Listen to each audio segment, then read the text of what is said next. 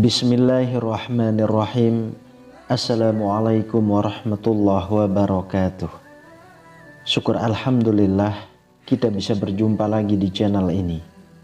Sholawat dan salam selalu dan tetap tercurahkan kepada junjungan kita Nabi besar Muhammad sallallahu alaihi wasallam. Allahumma sholli ala sayyidina Muhammad wa ala ali sayyidina Muhammad. Harapan dan doa saya semoga saudaraku semuanya selalu diberikan kesehatan, dilapangkan rezekinya, diampuni dosa-dosanya, dan dipanjangkan umurnya. Amin ya rabbal alamin. Sahabat beriman yang dirahmati Allah, salat merupakan ibadah pokok seorang muslim. Seluruh ulama sepakat bahwa amalan yang pertama kali dihisab adalah salat. Jika baik sholatnya, maka baik pula seluruh amalannya. Namun jika buruk sholatnya, maka buruk pula amalannya. Untuk itu kita perlu total dalam melaksanakan sholat, agar pahala sholat menjadi sempurna, baik saat sholat wajib maupun sholat sunnah. Selain harus khusyuk dan menghayati bacaan sholat, kita juga wajib memperhatikan pakaian yang digunakan saat sholat. Jangan sampai kita berpakaian asal-asalan saat menghadap Allah Subhanahu wa ta'ala. Berikut 7 kesalahan memakai pakaian saat sholat yang perlu dihindari seorang muslim. Yang pertama adalah busana yang penuh gambar. Dari Aisyah radhiyallahu anha ia berkata, Rasulullah shallallahu alaihi wasallam mengerjakan sholat dengan mengenakan kamisah, jenis baju yang berbuat dari bulu yang ada gambarnya. Ketika telah mengerjakan sholat, beliau bersabda, pergilah kalian kepada Abu Jam ibnu Huzaifah dengan kamisah ini, dan bawalah kepadanya anbijaniyah, jenis baju yang tebal dan kasar, karena sesungguhnya kamisah tadi telah mengganggu konsentrasiku ketika sholat. Hadis riwayat Bukhari dalam kitab Al-Sholah, Muslim dalam kitab Al-Masajid wal Mawadi Al-Sholah, An-Nasa'i dalam kitab Al-Sholah, Ibnu Majah dalam kitab Al-Libas, Malik dalam Al-Muwatta, serta Al-Baihaqi dalam Al-Sunan Al-Kubra. Dari Anas radhiyallahu anhu dia berkata, dulu Aisyah memiliki kain tipis yang bergambar yang dibuat tutup atau tabir di samping rumahnya. Lantas Rasulullah Shallallahu Alaihi Wasallam bersabda kepadanya, jauhkanlah dariku karena dia selalu tergambar dan terlintas kepadaku ketika sedang sholat. Hadis riwayat Bukhari dalam kitab Al-Sholah dan kitab Al-Libas. Al-Qastolani berkata bahwa jika gambar yang ada di hadapan bisa mengganggu konsentrasi orang yang sedang sholat, lebih-lebih lagi apabila gambar itu berada di pakaian saat sholat.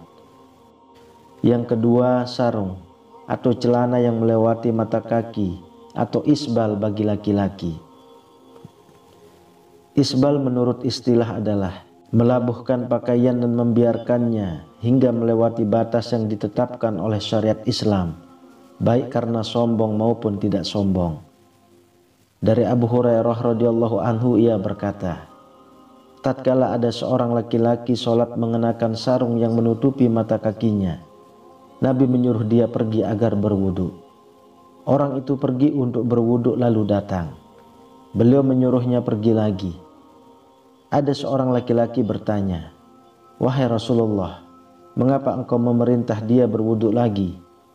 Beliau berpaling lalu berkata, orang itu sholat, tetapi sarungnya menutupi mata kakinya. Sesungguhnya Allah tidak menerima sholat seorang laki-laki yang isbal atau sarung atau celananya menutupi mata kakinya. Hadis riwayat Abu Daud dalam Kitabul Libas, Imam Ahmad dan Nasa'i. Imam Nawawi berkata, sanadnya sahih menurut kriteria Imam Muslim. Adapun mengenai sholat dalam keadaan demikian, maka para ulama telah berbeda pendapat dalam hal ini. Ada yang menganggap sholatnya tidak sah, dan ada pula yang tetap menganggapnya sah.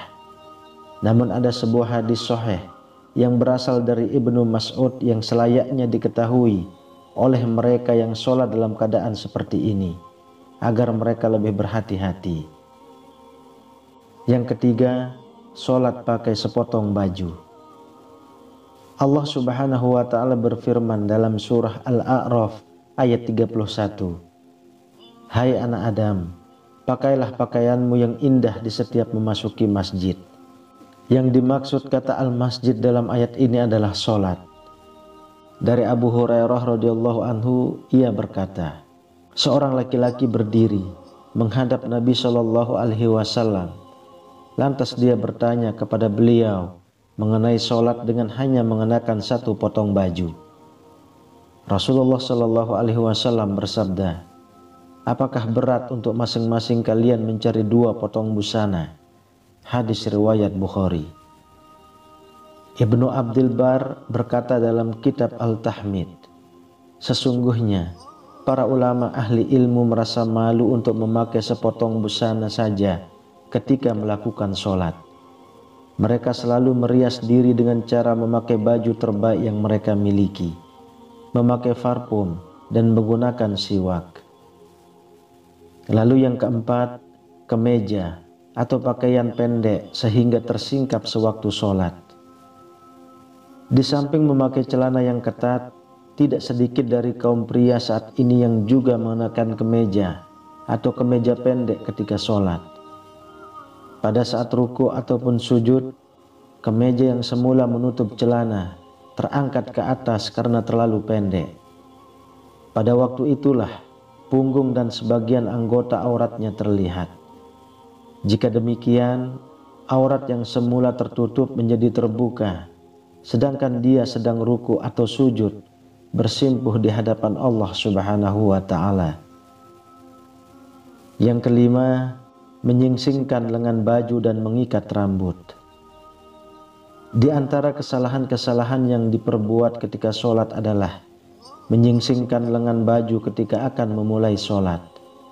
Dari Ibnu Abbas ia berkata bahwa Rasulullah Shallallahu alaihi wasallam bersabda, aku diperintahkan untuk sujud di atas 7 anggota badan dan dilarang menjadikan satu baju atau menyingsingkannya dan rambut atau menjalinnya.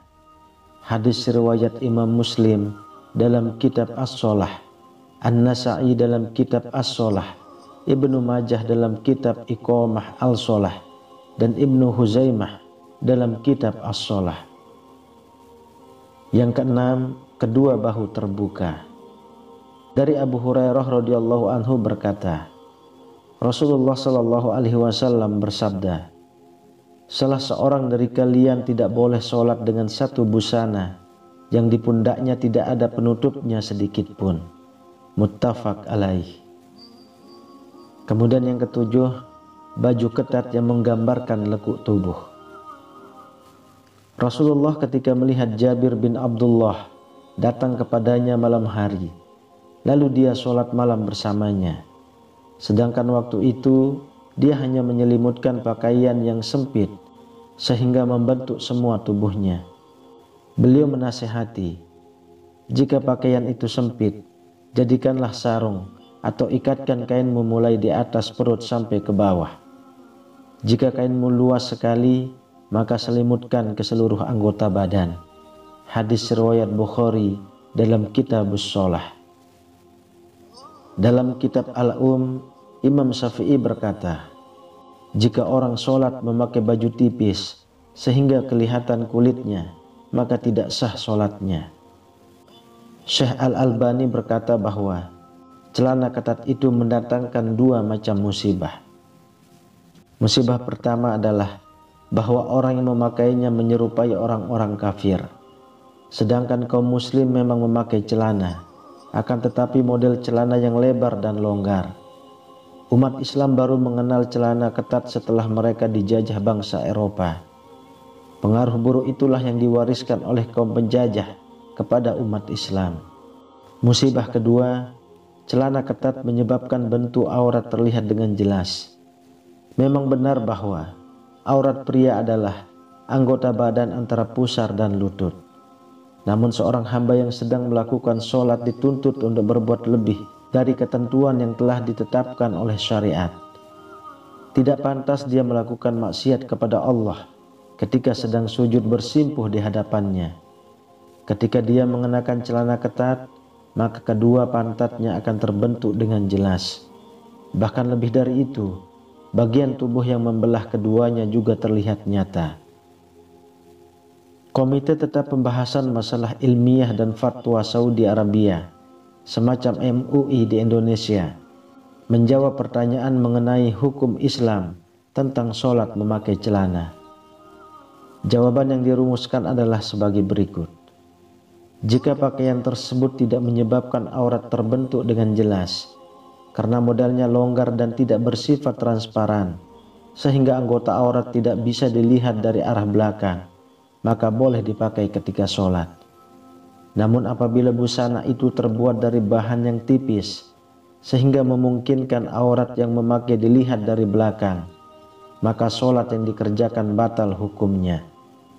Jika sifat busana yang dipakai hanya mempertajam atau memperjelas bentuk aurat saja, maka makruh mengenakan busana tersebut ketika sholat, terkecuali jika tidak ada busana lain yang dapat dikenakan. Wallahu a'lam bishawab. Demikian yang bisa saya bagikan, semoga bermanfaat untuk kita semua. Amin ya rabbal alamin. Assalamualaikum warahmatullahi wabarakatuh.